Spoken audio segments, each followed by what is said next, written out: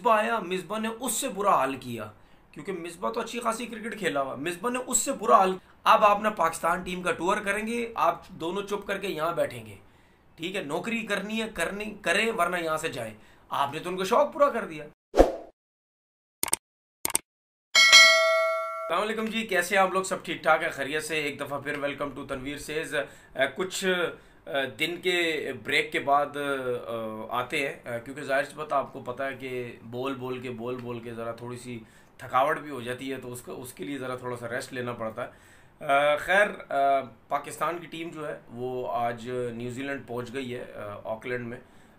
जो मैचेस वहाँ स्टार्ट होंगे, टेस्ट मैचेस और T20 की जो सीरीज़ होगी, उसके लिए वो खेलने गए हैं। और आपको पता है कि जब भी आप किसी कंट्री में जाते हैं और जो कोविड का सिलसिला चल रहा है, उसके लिए आपको पहले जाना पड़ता है, फिर वहाँ पे क्वारंटीन भी होना पड़ता है, फिर उसके बाद आपकी जो वो है क्रिकेटिंग, जो आपकी जो काम है वो शुरू होते हैं। तो उससे पहले पाकिस्तान के अंदर जो टेस्ट हुआ, वो टेस्ट तो सबका क्लियर आ गया, लेकिन कुछ एक दो दिन के बाद फ़खर जमान को बुखार चढ़ा बहुत ज़्यादा, फिर उसके बाद ठीक नहीं हुआ। हालांकि जब टेस्ट हुआ तो उसमें वो क्लियर थे, तो उसकी वजह से फ़खर जमान को जो है वो पाकिस्तान क्रिकेट बोर्ड ने उनको रोक दिया गया और मना कर दिया गया कि अब आप न्यूजीलैंड नहीं जा सकते और कोई रिप्लेसमेंट भी नहीं हो सकती।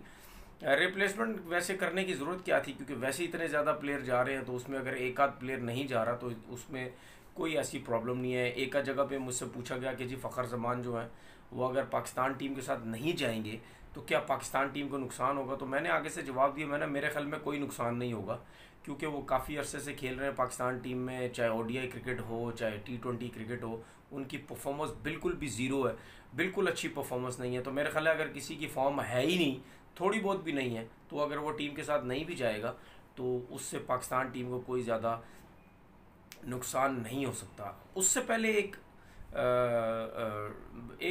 प्रेस कॉन्फ्रेंस की थी मिसबा ने, जब उनसे ये पूछा गया, ये जब न्यूजीलैंड का जब टीम के लिए जब वो टीम अनाउंस कर रहे थे, तो उनसे ये पूछा गया कि जो जो लड़के थे डोमेस्टिक क्रिकेट के, उनकी सिलेक्शन नहीं हुई, जो जो अच्छे परफॉर्मर थे डोमेस्टिक के 4 डे क्रिकेट के, तो क्या वजह है? तो उन्होंने ये बोला जी कि न्यूजीलैंड वालों ने हमसे 12 अक्टूबर तक नाम मांगे थे, तो उस 12 अक्टूबर तक जो भी उनके दिमाग में आए प्लेयर्स वो उन्होंने डाले। अब उस 12 अक्टूबर के बाद मेरे ख्याल में या उस दौरान जो है वो T20 के मैचेस चल रहे थे, नेशनल T20 के, तो उस दौरान मिसबाह उल ने असद शफीक को भी परख लिया, मिसबाह उल ने और जो प्लेयर्स थे उनको भी देख लिया। तो कहने का मकसद ये है कि इतने कम टाइम पे एक प्लेयर को वॉच कर लेना कि भाई वाकई ये एक अच्छा प्लेयर है, इसको पाकिस्तान टीम में रख लिया जाए। मैं किस चीज़ के ख़िलाफ़ हूँ? मैं हमेशा सिस्टम के अगेंस्ट चलता हूँ, और सिस्टम के अगेंस्ट मैं हमेशा बात करता हूँ। मैं ये बात करता हूँ कि सिलेक्शन किस बेस पे होती है। क्या पाकिस्तान टीम की सिलेक्शन सिर्फ एक नेशनल T20 की रह गई है, सिर्फ PSL की रह गई है, सिर्फ 20 ओवर की क्रिकेट की रह गई है, सिर्फ ये सिलेक्शन रह गई है पाकिस्तान टीम की? यहीं पे लड़का परफॉर्म करेगा। अच्छा, दूसरी बात ये कि मुझे अफसोस उस टाइम भी होता है कि जो लड़का फर्स्ट टाइम आता है, फर्स्ट टाइम डोमेस्टिक क्रिकेट खेलेगा, फर्स्ट टाइम अगर T20 भी क्रिकेट खेलता है, तो उसकी अगर परफॉर्मेंस अच्छी होगी, उठा के पाकिस्तान टीम में रख लेते हैं। सबसे इजी काम है, सबसे इजी काम है कि नेशनल T20 के अंदर या PSL के अंदर कोई लड़का परफॉर्म करे, आप उसको टीम के अंदर लेके आ जाए। सबसे इजी काम, आप दुनिया की नज़र में अच्छे हो जाएंगे। देखो जी, मैं चीफ सेलेक्टर था, मैंने देखो ये लड़का ला के टीम के अंदर रख दी है, ये लड़का तो किसी को नज़र भी नहीं आ रहा था, ये मैंने ला के टीम के अंदर रख दिया। क्योंकि सबसे ईजी वे है कि T20 के मैचेस टीवी पे आते हैं, PSL के मैचेस टीवी पे आते हैं, दुनिया देख रही होती है। दुनिया को बेवकूफ़ बनाने के लिए कोई और प्रॉब्लम ही नहीं है। यहीं से PSL से लड़का उठाओ, दुनिया भी खुश हो जाएगी।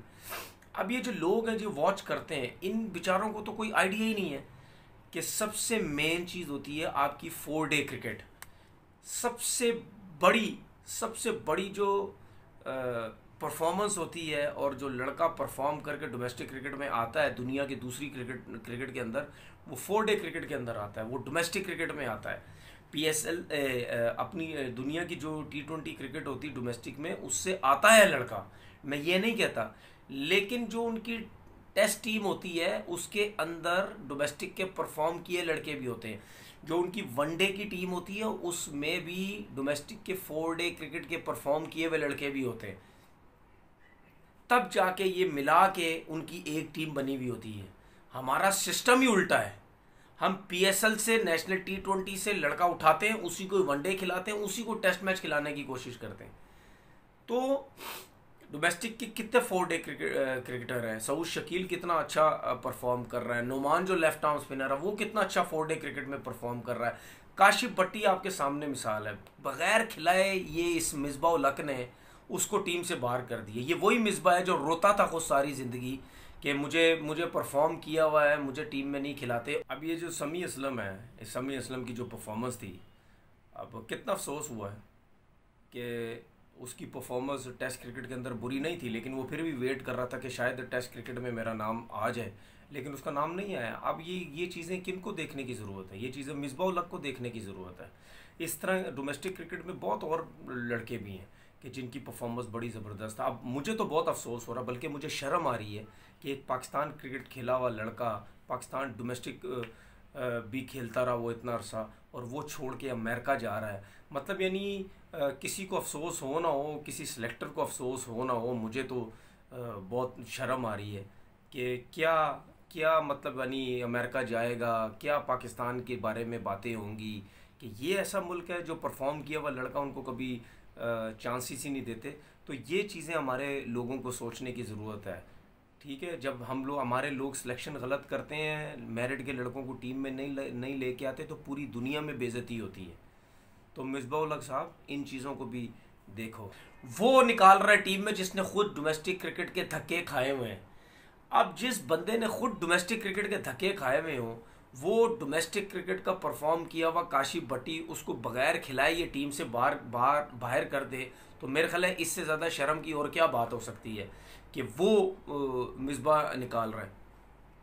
मिसबा की सिलेक्शन से पहले जितने भी लोग थे, मैं उन सब पे उंगलियां उठाया करता था कि यार शायद इन्होंने एक टेस्ट मैच की क्रिकेट खेली है या 2 टेस्ट मैच क्रिकेट खेली है, इन लोगों को शायद आइडिया नहीं है सिलेक्शन करने का, या इनको शायद इंटरनेशनल क्रिकेट का एक्सपीरियंस नहीं है कि किस तरह के लड़के टीम में लाए जाते हैं। लेकिन प्रॉब्लम तो कोई नहीं हुई।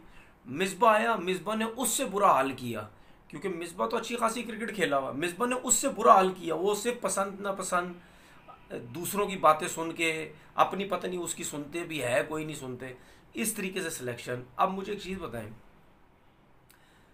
35 लड़के अनाउंस किए, ठीक है। इफ्तिखार मैं 85 दफ़ा बोल चुका हूँ, उसकी परफॉर्मेंस ही नहीं है। फ़खर जमान की परफॉर्मेंस नहीं थी, वो तो इत्तेफाक से बेचारा वो बुखार उसको चढ़ गया, वो जा नहीं पा रहा, लेकिन परफॉर्मेंस तो उसकी भी कोई नहीं थी।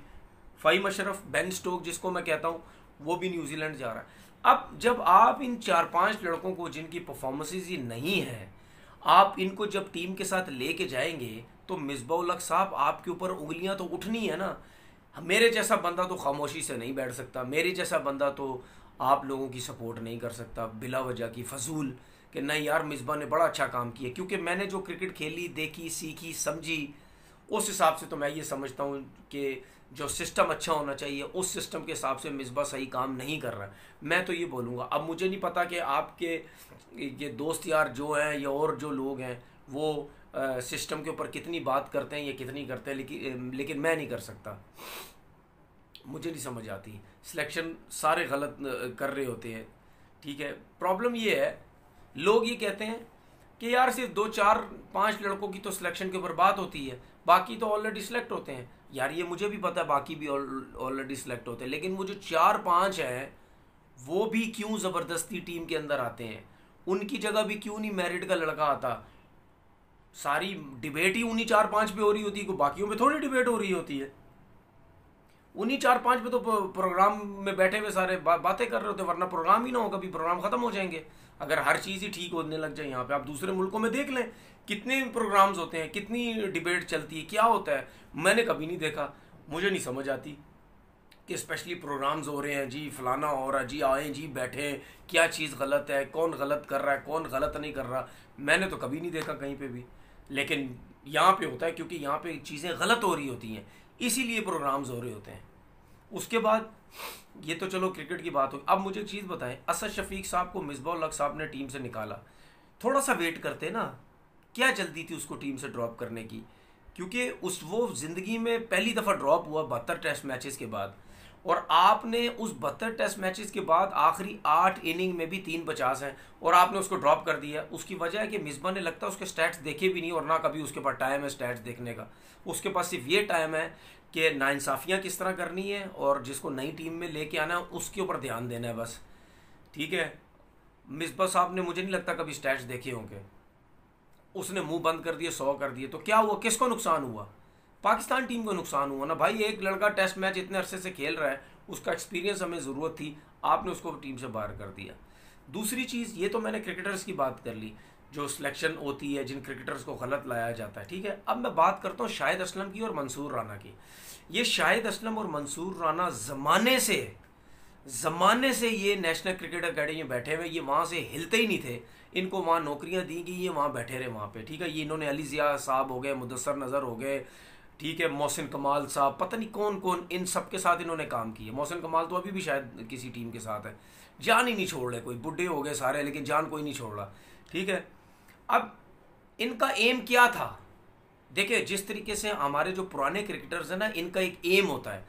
ये लोग जब पाकिस्तान टीम से हटते हैं ना, तो इनका एक एम होता है, हमने पाकिस्तान टीम के अंदर जाना है। क्योंकि हम तो बहुत बड़ा नाम है, हमारी बेइज्जती होगी, हम नेशनल क्रिकेट एकेडमी में जाएंगे, हमारी बेइज्जती होगी, हम नीचे लेवल पे काम करेंगे। ठीक है, हमने सिर्फ पाकिस्तान टीम के अंदर जाना और कहीं नहीं जाना। ठीक है, उस पर ये सब डंडे चलाते हैं, उस पर ये अपनी लॉबियाँ बनाते हैं ऊपर आने के लिए। ये जो शाहिद असलम है और ये मंसूर राना जो हैं, ठीक है, ये सारी ज़िंदगी नेशनल क्रिकेट एकेडमी में लोग नौकरियां करते रहे दोनों। अब होता क्या था, जब इनके मर्जी के लोग पाकिस्तान टीम में आए, ठीक है, जिस तरह मिसबा शाहिद असलम को बड़ा पसंद करता था, वो चाहता था ये पाकिस्तान टीम के अंदर हो, ये थ्रोए बड़ी ज़बरदस्त कराता है, हफीज़ को बड़ी प्रैक्टिसें करवाई हुई है इसने, मंसूर राना साहब का भी यही काम था। ठीक है, अब ये क्या करते थे, इनको एडजस्ट किया जाता था। कभी मैनेजर, अभी मंसूर राना मैनेजर बने हुए, ठीक है, मंसूर राना को कभी मैनेजर बना दिया, कभी असिस्टेंट कोच बना दिया, कभी शाहिद असलम को थ्रोइंग के लिए लेके चले गए, कभी उसको असिस्टेंट मैनेजर बना दिया, कभी उसको असिस्टेंट कोच बना दिया। इन लोगों का मकसद था हम पाकिस्तान टीम में आए किसी तरीके से, वो आ जाते थे वो। ठीक है, जहाँ इनका अकेडमी में दोनों का बैठने का काम होता था, जब ये टूरों में चले जाते थे, कोई पूछने वाला नहीं था, कोई पूछने वाला, ना पाकिस्तान क्रिकेट बोर्ड का चेयरमैन, ना सीईओ, कोई भी पूछने वाला नहीं था। ठीक है, अब क्या हुआ, अब जो नेशनल क्रिकेट अकेडमी में डायरेक्टर आए नदीम साहब, ठीक है, इन्होंने क्या किया, इन्होंने उनको नेशनल क्रिकेट अकेडमी से हटा के पाकिस्तान टीम में भेज दिया, पक्का कर दिया पाकिस्तान टीम में। पक्का मतलब अब जब तक वो टीम जाती रहेगी, जाते रहेंगे, ये हटेंगे नहीं वहाँ से, और 100% ही हटेंगे नहीं। भाई नदीम खान साहब ने तो, आपने तो उनका शौक पूरा कर दिया। जिस चीज़ के मकसद के लिए वो नेशनल क्रिकेट अकेडमी बैठे हुए थे, वहाँ से वो पाकिस्तान टीम में जाना चाहते थे, वो तो आपने तो उनका मकसद पक्का पूरा कर दिया। वो लोग तो खुश हैं अब, क्योंकि ये लोग तो चाहते ही थे हम पाकिस्तान टीम के अंदर रहें। ठीक है, नदीम खान ने तो उनका मकसद पूरा कर दिया। होना ये चाहिए था कि उनको उठा के दोबारा नेशनल क्रिकेट एकेडमी में डालते और कहते कि भाईजान अब आपका काम ख़त्म है, अब आप ना पाकिस्तान टीम का टूर करेंगे, आप दोनों चुप करके यहाँ बैठेंगे। ठीक है, नौकरी करनी है करें, वरना यहाँ से जाएं। आपने तो उनको शौक पूरा कर दिया। तो मेरा कहने का मकसद ये है, जो मैं सारी बातें करता हूँ हर जगह पे बैठ के, जो मुझे लोग कहते हैं कि यार ये हर टाइम नेगेटिव रहता है, मुझे कोई प्रॉब्लम नहीं है, मुझे बोलते रहो जो भी नेगेटिव रहता है, लेकिन मैं फिर भी बोलूँगा। प्रॉब्लम ये है, ये सब गेमें चलाते हैं अपनी। ठीक है, सब आके अपना सेटअप बनाने की कोशिश करते हैं, जिस जगह पे इन सब ने पहुंचना होता है ये उसके लिए गेमें चलाते हैं सारे। ठीक है, एक टाइम आता है क्योंकि इन्होंने सेटअप किया होता है चारों तरफ अपना, हर किसी से सेटअप किया हुआ, हर किसी से दोस्ती यारी की हुई है, ये वहाँ पे बैठना चाहते हैं सारे जाके, और वो बैठ जाते हैं। इसीलिए आपने देखा होगा कि कोई भी मैनेजमेंट चेंज होती है, चाहे चेयरमैन चेंज होता है, चाहे सीईओ चेंज होता है, चाहे कोई भी होता है, नीचे की बेस इन लोगों ने इतनी तगड़ी की हुई होती है अपने हाथों में। ठीक है, ये कोई भी चेंज हो जाए, ये वहाँ से हिलते नहीं है, क्योंकि इन्होंने अपनी दोस्ती यारी सलाम दुआ बेस इतनी स्ट्रांग बनाई हुई होती है, इनको वहाँ से कोई हटा ही नहीं सकता। तो हमारे लोग समझे, थोड़ा सा ये सोचें कि यार ये लोग यहाँ से क्यों नहीं हटते, बंदा चेंज हो जाता है, हर बंदे चेंज होते थे, ये लोग यहाँ से क्यों नहीं हटते, ये आप लोगों को मैं समझाने की कोशिश करता हूँ। दूसरी बात ये कि हमारे लोगों को सच बर्दाश्त नहीं है। क्योंकि सारी ज़िंदगी सच उन्होंने कभी सुना ही नहीं है, ठीक है, चापलूसियों में ही सारे लगे रहे हैं। अब इनको सच सुनने की जब इनको सुनना पड़ता है तो ये सारे हैरान हो जाते हैं, सबों को तकलीफ हो जाती है, ये हो क्या गया है, ठीक है, ये क्या हो गया है। सही है, हमारे मुल्क में किसी को सच सुनने की आदत ही नहीं है, सब झूठ सुनना चाहते हैं, अपनी झूठी तारीफें सुनना चाहते हैं, ठीक है, सब समझते हैं कि हमें कोई कुछ भी ना बोले बस। जब उनकी दुम पे पाँव रखा जाता है तो सबको बहुत बुरा लगता है, ठीक है। ये सारी चीज़ें समझने की कोशिश करो। इंशाल्लाह ताला फिर एक नई वीडियो के साथ हाजिर होंगे। अपना बहुत बहुत ख्याल रखिएगा। अल्लाह हाफ़िज़।